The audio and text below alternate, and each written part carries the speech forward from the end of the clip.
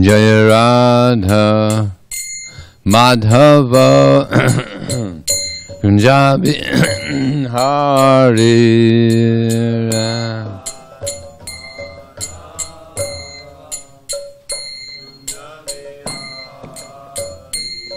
Jaya Radha Madhava Kunja Bihari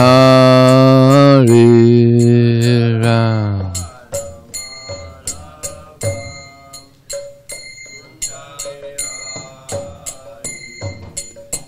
Gopi Janna Vallabha Girivanari.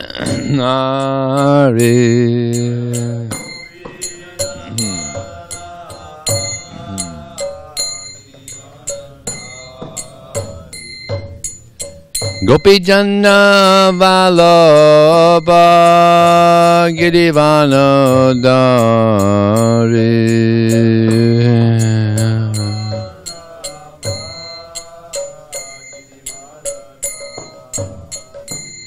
Jaya Radha Madhava Kunja Bihari.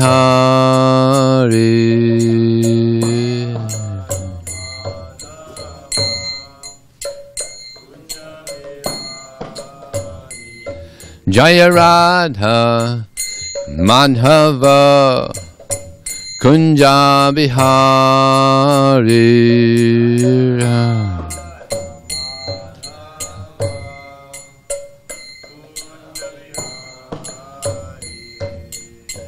Gopi Janna Vallabha Girivanadari.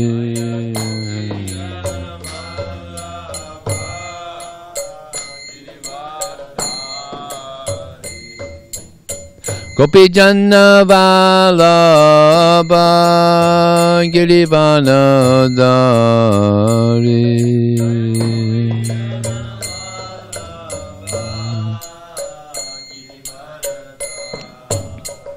Yasodanandana Brajajana Ranjana.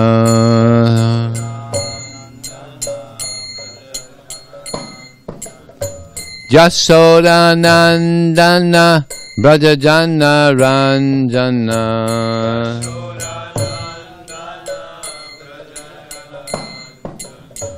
Yamuna Tira Vanachari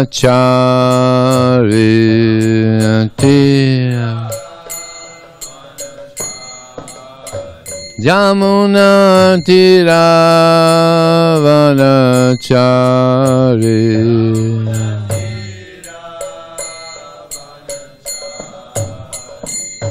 Jaya Radha Madhava Kunja Bihari.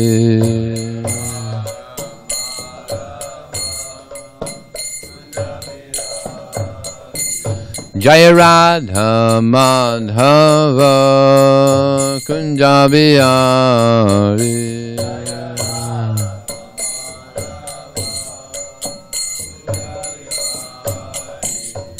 Gopi Janna Vallabha Girivanadari.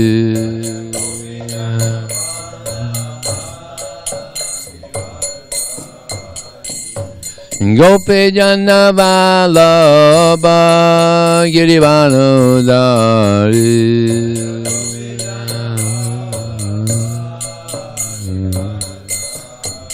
Yasodanandana Brajajana Ranjana. Yasodanandana Brajajana Ranjana.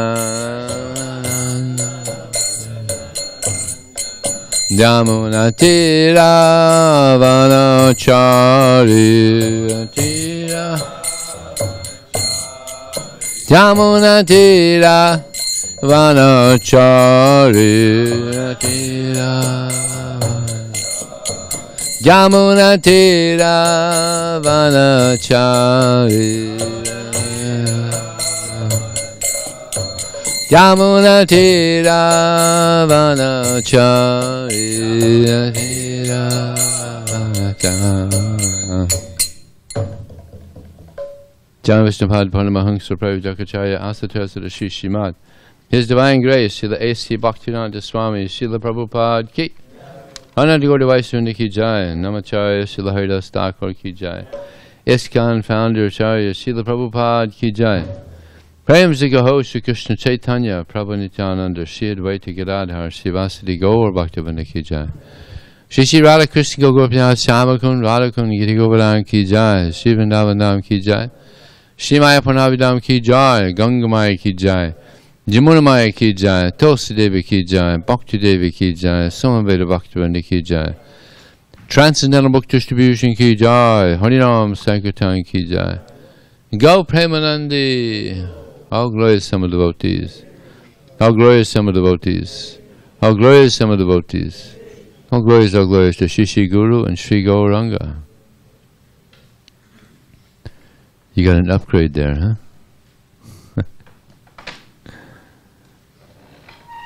Om Namo Bhagavate Vasudevaya. Om Namo Bhagavate Vasudevaya. Om Namo Bhagavate Vasudevaya.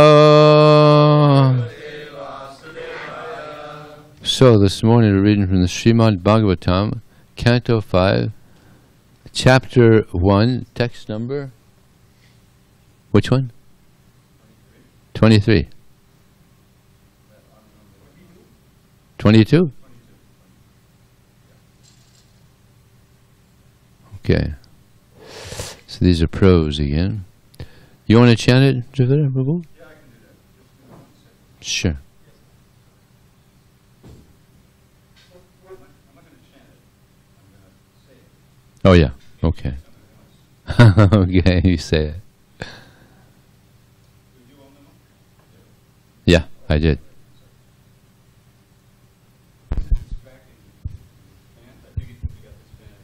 Okay. Manurapi parenaivam pratisandita manorataha surarshi varanu matena atmajam akaladada mandala stiti guptaya astapya swayam ati vishama vishaya visha jalashaya shaya upadarama. Thank you. He was going to try to repeat it. Manu. Oh, you don't do the word for word? Okay. Svayambhuva Manu, with the assistance of Lord Brahmā, thus fulfilled his desires. With the permission of the great sage Narada, he delivered to his son the governmental responsibility for maintaining and protecting all the planets of the universe. He thus achieved relief from the most dangerous, poisonous ocean of material desires. Purport. Svayambhuva Manu was practically hopeless, because such a great personality as Narada was instructing his son Priyavrata not to accept household life. Now he was very pleased that Lord Brahmā had interfered by inducing his son to accept the responsibility for ruling the government of the universe. From Bhagavad Gita, we get information that Vaivasvata Manu was the son of the sun god, and that his son Maharaj Ikshvaku ruled this planet, Earth. Svayambhuva Manu, however, appeared to have been in charge of the entire universe. How many planets are in the universe? There's a lot of planets in the universe. I can't imagine managing that. Jeez. And he entrusted his son, Maharaj Priyavrata, the responsibility for maintaining and protecting all the planetary systems. Dara Mandala means planet. This earth, for instance, is called Dara Mandala. Akila, however, means all, or universal. It is therefore difficult to understand where Maharaj Priyavrata was situated. But from this literature, his position certainly appears greater than that of Vaivasvata Manu, for he was entrusted with all the planetary systems of the entire universe. Another significant statement is that Svayambhuva Manu took great satisfaction from being abnegated. That means renouncing the responsibility for ruling over the planetary systems of the universe. At present, politicians are very eager to take charge of the government, and they engage their men in canvassing from door to door to get votes to win the post of president or a similar exalted office. On the contrary, however, herein we find that King Priyavrata had to be persuaded by Lord Brahmā to accept the post of emperor of the entire universe. Similarly, his father, Svayambhuva Manu, felt relieved to entrust the universal government to Priyavrata. Thus it is evident that the kings and executive heads of government in the Vedic age never accepted their positions for sense enjoyment. Such exalted kings, who were known as Rajarsis, ruled only to maintain and protect the kingdom for the welfare of the citizens. The history of Priyavrata and Svayambhuva Manu describes how exemplary, responsible monarchs performed the duties of government with disinterest, keeping themselves always aloof from the contamination of material attachment. Material affairs have herein been compared to an ocean of poison. They have been described in a similar way by Srila Narottama Dasa Thakura in one of his songs, saṁsāra-viṣānale, divā-niśi, hiyā jvale, juḍāite na kainu upāya.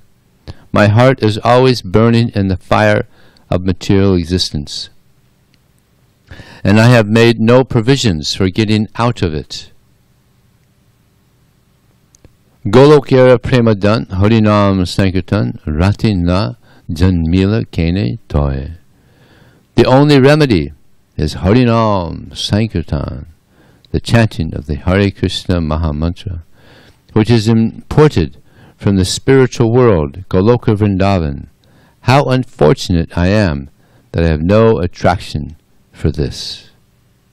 Manu wanted to seek shelter at the lotus feet of the Lord, and therefore when his son Priyavrata took charge of his worldly affairs, Manu was very relieved. That is the system of Vedic civilization. At the end of life, one must free himself from worldly affairs and completely engage in the service of the Lord. The word surasi vara anumatena is also significant. Manu entrusted the government to his son with the permission of the great saint Narada. This is particularly mentioned because although Narada wanted Priyavrata to become free from all material affairs, when Priyavrata took charge of the universe by the request of Lord Brahmā and Manu, Narada was also very pleased.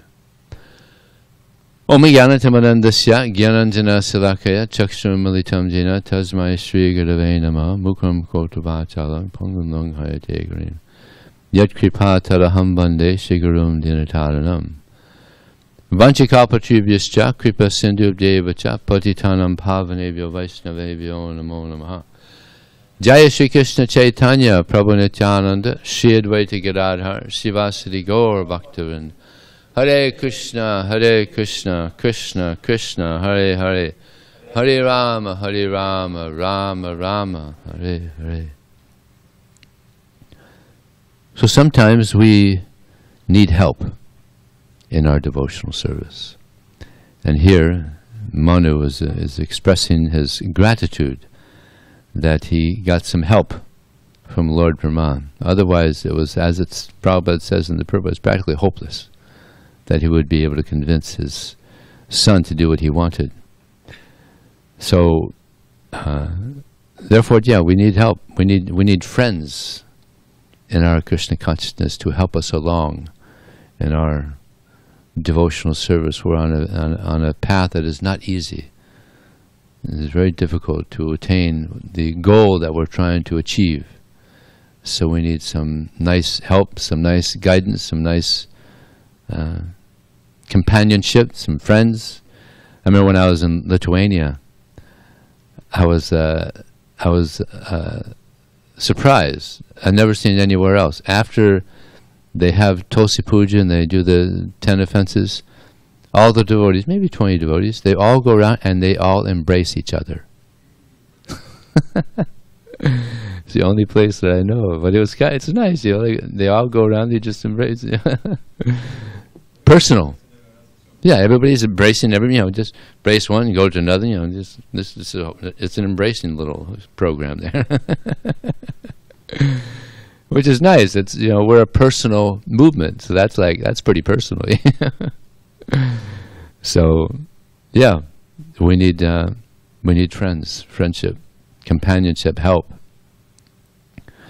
And of course, Srila Prabhupada, he was exemplary in this. He captured the hearts of devotees. It's like I remember this one pastime where Prabhupada was with his servant. His servant had just massaged him, and he saw this nice ring.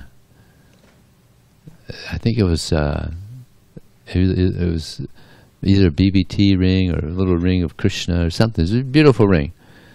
So this first time the servant had seen it, and he had been serving Prabhupada there for some time. So he said, "Prabhupada, that's a beautiful ring. Where did you get it?" And Burijan, who was sitting there also, so he looked at Burijan and he said, "Oh, someone gave it to me." He didn't say he was just looking at Burijan. So Burijan said, he just captured my heart. So Prabhupada had a way of capturing the hearts of the devotees because of his, he was a wonderful personality. There's one instance also where Prabhupada was at the manor. He had been there for some time, and he was leaving. And he was in the car, they were driving away, and he asked the devotee that was driving to stop, and he did, and Prabhupada got out of the car, and he was going around to the different trees, and he was feeling them, and it was like he was saying goodbye. Prabhupada's very personal, not only with people, but with other living entities. That was the manner. Yeah. Bhaktivedanta manner. So yeah, and the best friend, of course, is Krishna. Bhoktaram yagatapasang sarvalokam maheswaram surang sarvabhutanam gyatvam shantim rishyati. That anyone who knows me to be the friend of all living entities, the proprietor of everything, Bhoktaram yagata, and then what is it? The proprietor of everyone, the friend of everyone, and yeah, I said that one, huh? Oh, yeah, he's the friend of everyone. He's the proprietor of everything, huh? And the owner, yeah, he owns everything. So anyone who knows that, he becomes peaceful. So Krishna's. You generally don't hear this in other religions. That Krishna or God, he's your best friend. He's everyone's best friend. But this is the reality. Krishna is actually the best friend of everyone. And the more we engage in devotional service, the more we'll appreciate that Krishna, he's everyone's best friend. So here also in this verse, it's mentioned, it's interesting here, it says, he thus achieved relief from the most dangerous, poisonous ocean of material desires. It's an ocean of material desires. So we're trying to escape from this ocean of material desires, which is also compared here to poison. So these poisonous material desires, they kill our inclination to serve Krishna. So this is why we want to become free of them and just serve Krishna instead of serving our material desires. Better to serve Krishna. This will be the happiness of the soul. And in this amazing pastime of Lord Chaitanya Mahaprabhu, there was one king who was actually a great devotee, but he was a king, and he wanted to get the darshan of Lord Chaitanya. But this is back then; it was like unheard of for a saintly person, for a sannyasi, to see a king, because kings, they generally engage in many material activities, sensual activities, and covered money, and so much, opulence, and pound sterling and pence. So he was lamenting that Lord Chaitanya has given his mercy to everyone but this very unfortunate King Prataparudra. He was actually a great devotee, but he had this title of king. And Lord Chaitanya, he was adamant. He didn't. Although many devotees, they tried to get Lord Chaitanya to be merciful to him because they knew he was a great devotee. And then Lord Chaitanya, he said, Niskinchyanasya bhagavat bhajanon mukasya parang param jigamasor bhavasagarasya sandarsanam vasayana atiyositangcha ha hanta hanta vishabhakshanatopya sadhu. He said, for one who is desiring to cross over this ocean of material existence, for him to see a person engaged in material activities is worse than willingly drinking poison. So this is how bad it is to associate with materialistic people. He even says here, just to see them. So actually it's said that if one sees a materialistic person, he should jump in the Ganges or the Jamuna to get purified. Now we're praying that Lord Chaitanya protects us, because we're out there distributing books and we see hundreds of them every day. So, got to pray for protection. So King Prataparudra, though, he was determined, and he had the favor of the devotees. Even Lord Nityananda, was on his side. So many great devotees are trying. But then Lord Chaitanya, he said, if you come with this request again, I'm going to leave. He was so determined. So then I think it was Sarvabhauma Bhattacharya, because Sarvabhauma Bhattacharya, he was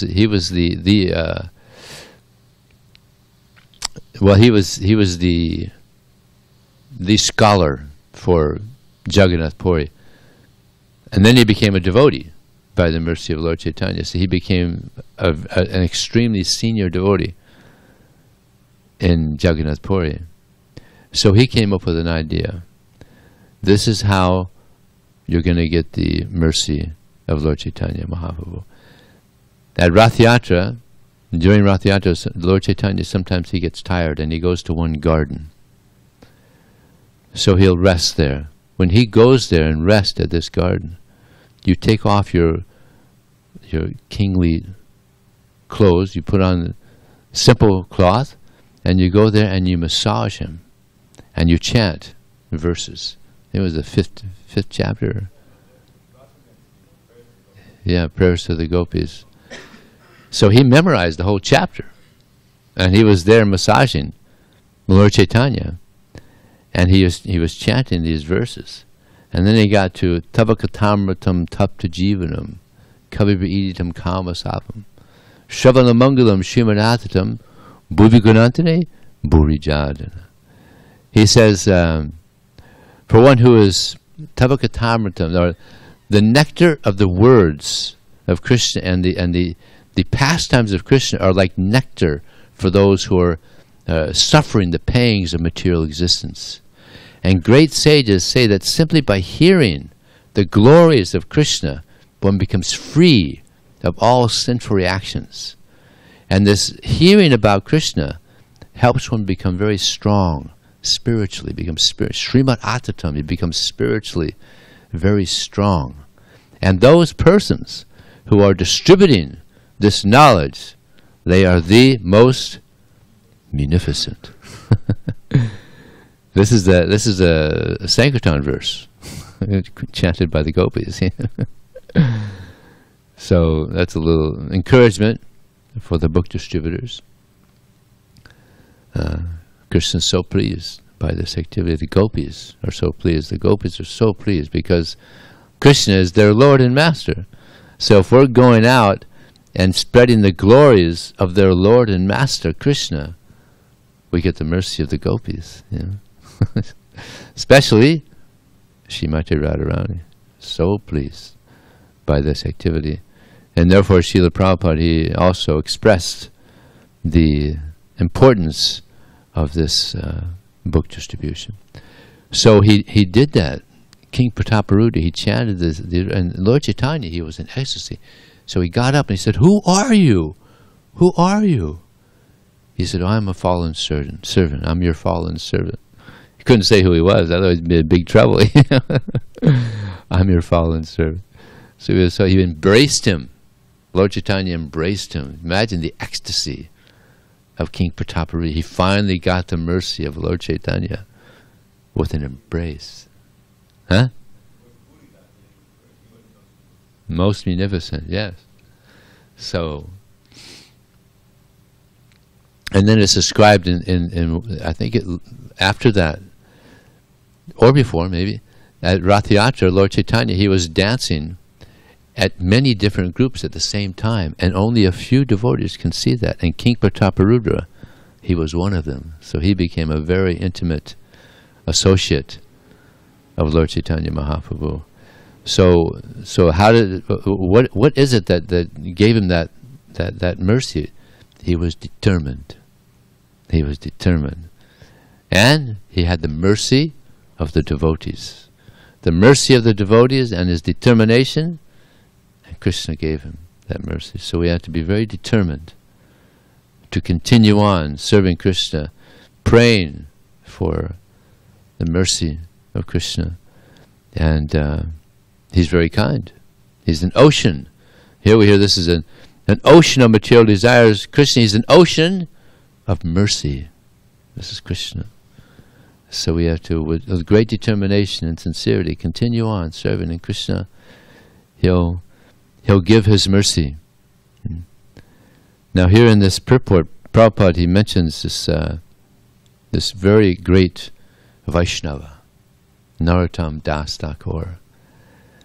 Such a great Vaishnava. Just to give you an idea of how great this person is. Before he appeared, Lord Chaitanya, he looked towards Kaituri, which is where Narottama Dasa Thakura appeared, and he started shouting, "Narottam! Narottam! Narottam!" And devotees are there, and they're thinking, who is this Narottam? He hadn't appeared yet. So it's described that they were saying, who will be the mother and father of such a great personality as this Narottam? So he appeared, actually, interestingly enough, he appeared after Lord Chaitanya had departed. So he was, right from the beginning, he was an exemplary personality. He was a Shrutidhar. He would hear anything, he wouldn't forget it. Extremely intelligent and devoted. He was so devoted. And he was the son of a very wealthy father. Parents were very wealthy. So it's similar to Raghunath Das Goswami. He was trying to escape, but he couldn't escape. He couldn't get away. And then somehow the father was called away for some meeting, and he thought, all right, this is the chance. So he escaped from his family. And where did he go? Vrindavan. Vrindavan.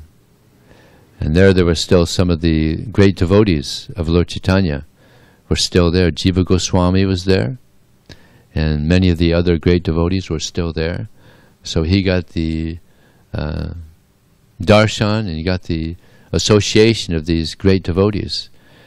And Ramachandra Kaviraj was his best friend, who he mentions in some of his songs called Prarthana.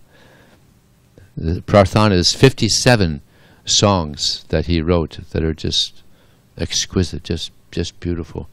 One of Prabhupada's, actually Prabhupada said his favorite song is Hari Hari Vipale Janamo Kainu, his favorite song.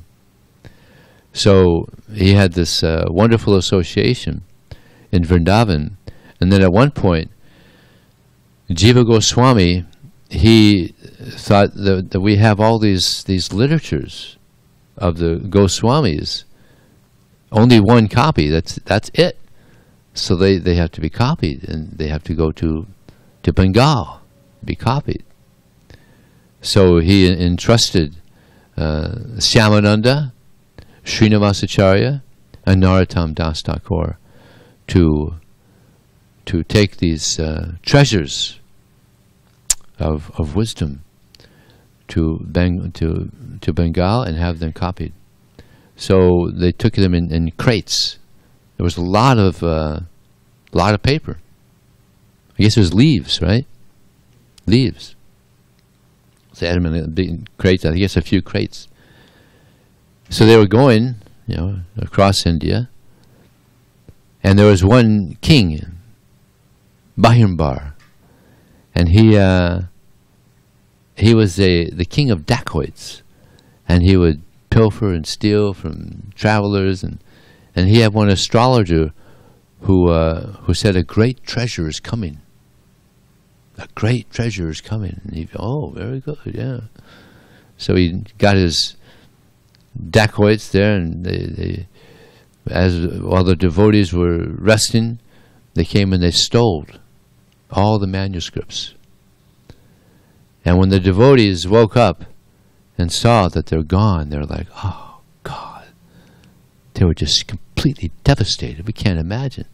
All the writings of the Goswamis were stolen. They were completely disturbed. So Srinivasacharya told Narottama Dasa Thakura, you can go and preach, and end up going to Kachari, and Syamananda also told him, and I'll figure out how to find these manuscripts. So he was going around the area talking to people, and someone said, well, there is this one king, he's a dacoit, and he pilfers, he steals from the travelers. So he went to this kingdom, and he's a Brahmana, so you're received well wherever you go. So we went right to where the king's palace is, and they happened to be having some discourse there. Although he was a dacoit, somehow he liked to hear from the scriptures. So someone was speaking there, giving some discourse,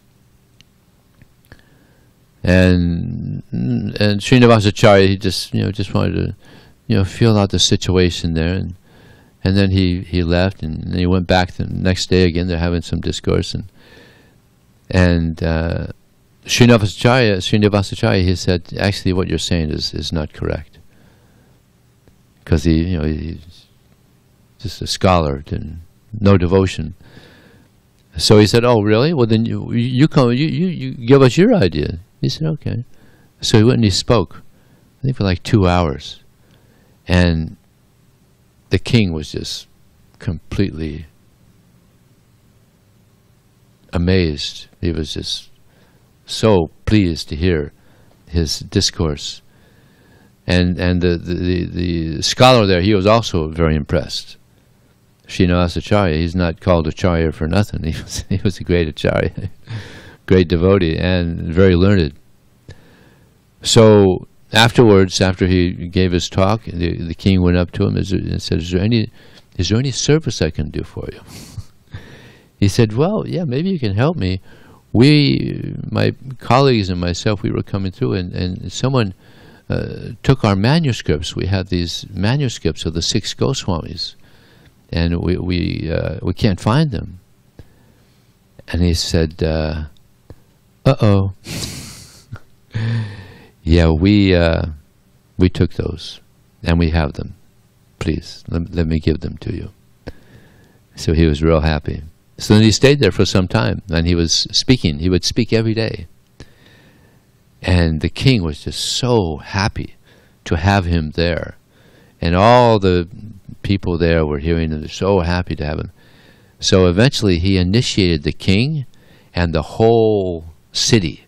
They all became his disciple. Now that's powerful. that's called Shakti. Very powerful. They were all dacoits. He was a dacoit, and everybody there was dacoits, and he just changed their hearts. Kind of like Prabhupada coming to America, and we were also dacoits. Prabhupada just changed our hearts and gave us this wonderful process. So Narottam, he eventually ended up at Kechari, and that's of course that's where he's from. And word got out that he had become a famous teacher and sadhu.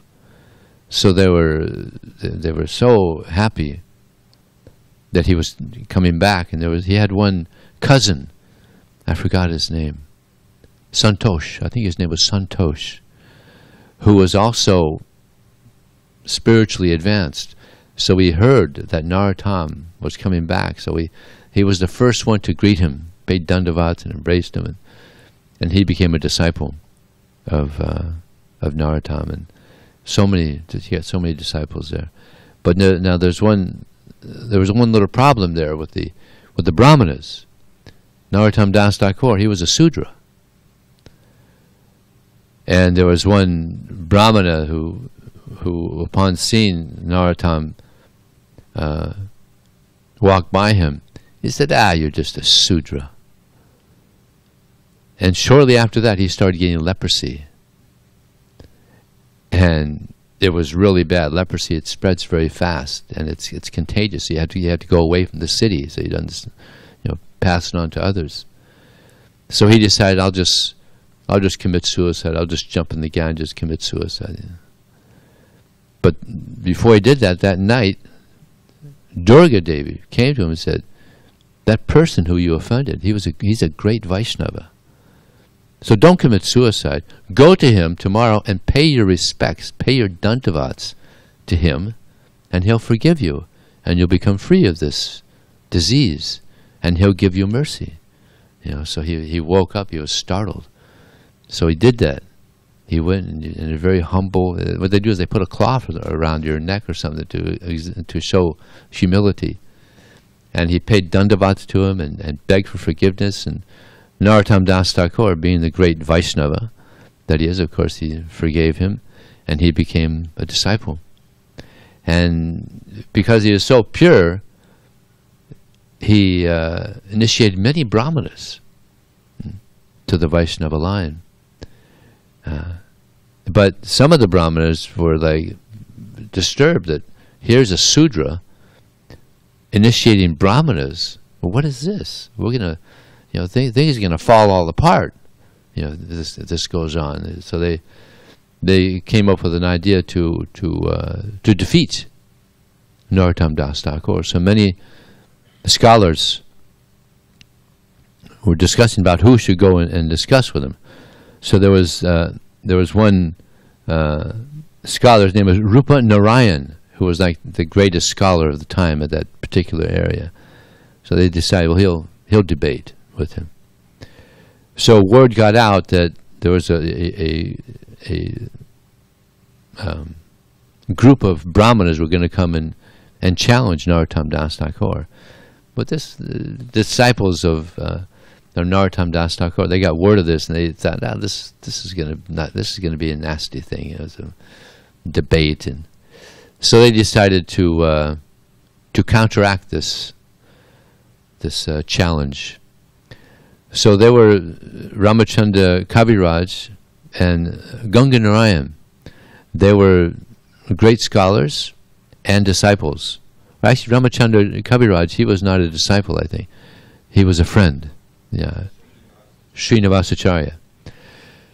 So, and Ganga Narayan, they were great scholars themselves, so they just, in the village nearby, Kechari, they decided that they would just get a stall. One of them got a stall of pots, and the other one had a stall of this pan and betel nuts. They were just, so he was One of them had a pan and betel nuts, and one had a pot. So when this team came through, you know, they needed a pot, and they're going to cook that night, and then the next morning they're going to go and discuss. And so, but he started speaking in perfect Sanskrit, and they were shocked. You know, like, this guy's just working at a stall. He's perfect. He's speaking perfect Sanskrit, and then he started speaking back in the Sanskrit, and then they started discussing. They started having a little debate, and Ramachandra Kaviraj completely defeated him.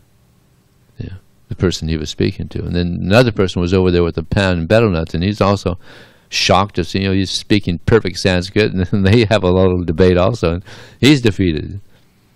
And then this, the Rupa Narayan comes, and they explain that, you know, these people, they just got a stall here, and they're very philosophical, and they know perfect Sanskrit, and they're followers of Narottama Dasa Thakura.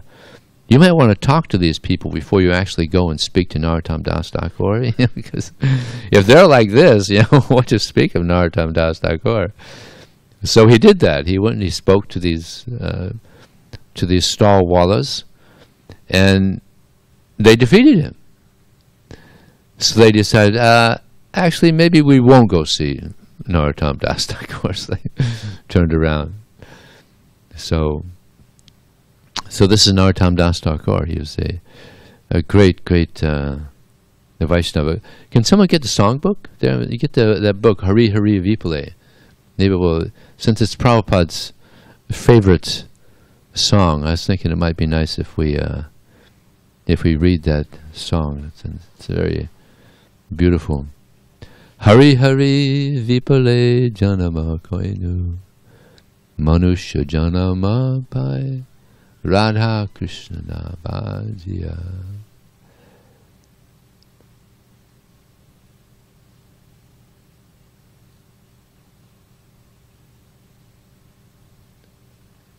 Here is Prabhupada's favorite song. O Lord Hari, I have wasted my life. Although I have taken this rare human birth, I have not served Radha and Krishna, and thus I have knowingly drunken poison. The treasure of divine love in Goloka Vṛndāvana has descended as the congregational chanting of Lord Hari's holy names. Why did my attraction for that chanting never come about? Day and night my heart burns in the fire of the poison of worldliness, and I have not accepted the means for relieving it. Lord Krishna, the son of the king of Vraj, became the son of Sachi, and Balaram became Nitai. The holy name delivered all those souls who were lowly and wretched. The two sinners, Jagai and Madai, are evidence of this. O Lord Krishna, son of Nanda, accompanied by the daughter of Vrishabhanu, please be merciful to me now. Narottama Dasa Thakura says, O Lord, please do not push me away from your reddish lotus feet, for who is my beloved except for you? Narottama Dasa Thakura ki. Any questions or comments? Yes.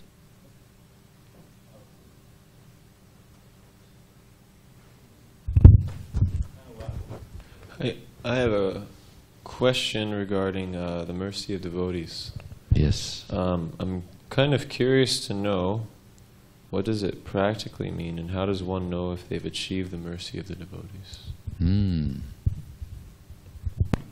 Well, practically, it means that you're asking for the mercy of a devotee, and he blesses you with mercy. Just like I remember in the early days, sometimes I would meet some of these big distributors like Navina Niruddha, and what was the other one?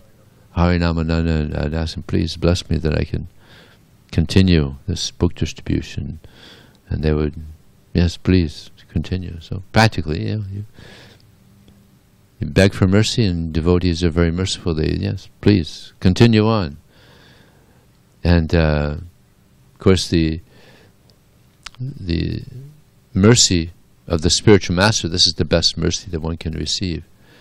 And Prabhupada says that the dust of the lotus feet of the spiritual master is the instructions of the spiritual master.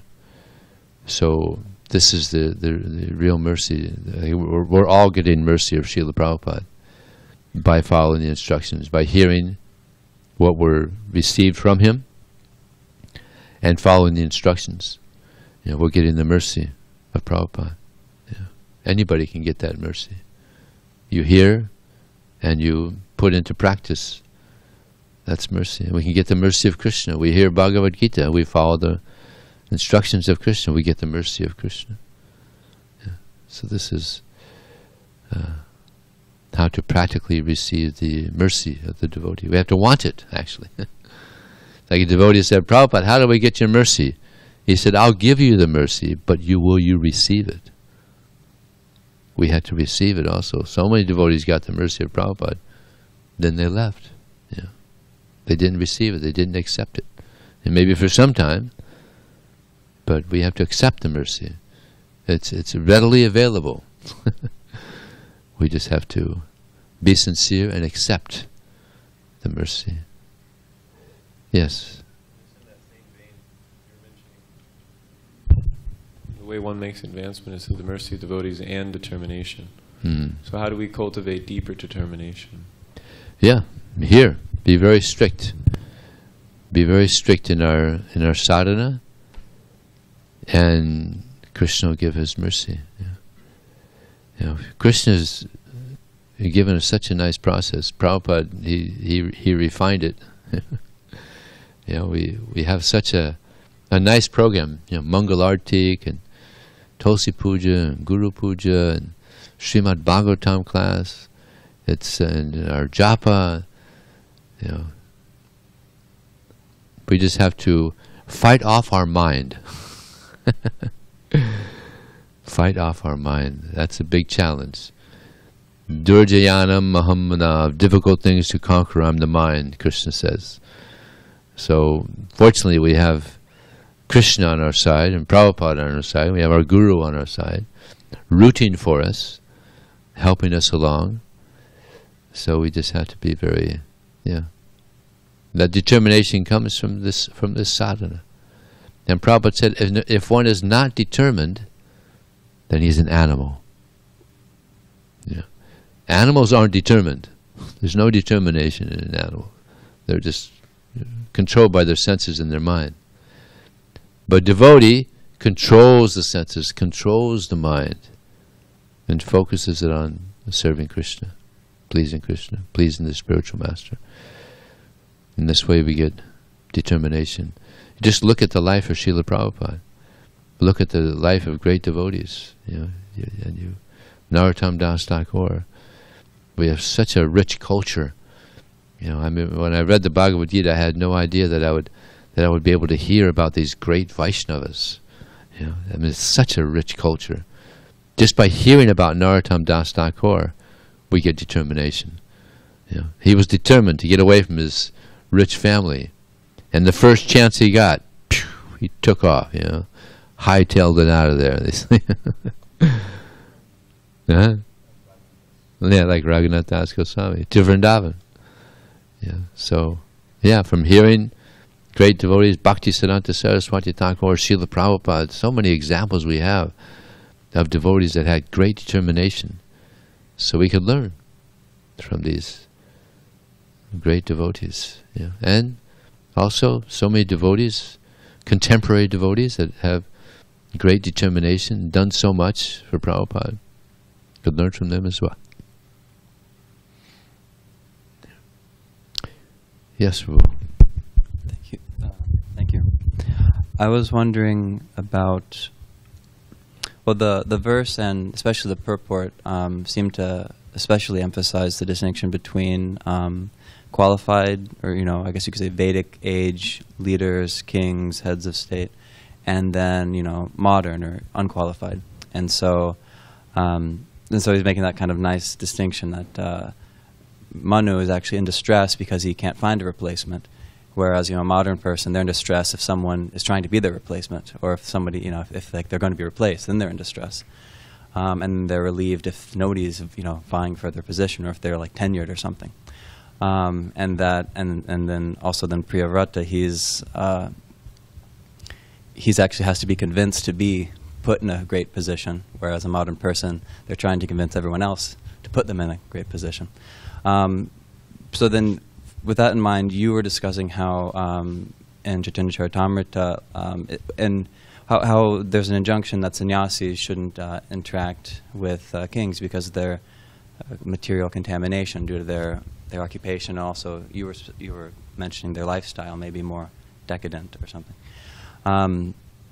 But it seems that in a more Vedic age, not Chaitanya Mahaprabhu's Kali Yuga kind of era, but in a proper civilization, a proper time, then the kings they're qualified, and so they wouldn't. Of course, their posts may deal with more opulence, but they wouldn't be equally contaminating, because they would at least be qualified people, trained in renunciation, everything like that. So I'm wondering, if this injunction for sannyasis to strictly, you could say strictly stay away from kings and other people like that, if that mostly is an injunction for Kali Yuga, or if it's like kind of like an analog, or kind of like it's to the degree that those people are unqualified, to the degree that society is degraded, that's more important. Or because I'm just not thinking of sages staying away from kings as much, and like good question. Vedic culture. Yeah, because we hear in the Bhagavatam that sages they would go to kingdoms and they would preach to the king, give guidance. So yeah, that might just be for Kali Yuga. Because we hear again and again that the kings would receive sages and they would give guidance, and even that was the thing that the brahmanas they would give guidance to the kings. But back in other ages, the brahmanas were also Vaishnavas, so they would give guidance to the kings. I guess brahmanas who aren't sannyasis could be giving advice to the kings also. I guess sadhus and non-sannyasis, I guess if this is strictly a sannyasi thing. Yeah, of course the best thing is the brahmana that are Vaishnavas. Right. Right, yeah. But yeah, I guess that would also be there. Did someone... You have anything to say about that, Prabhu? Or? No, okay. Okay, anything else? Srila Prabhupada ki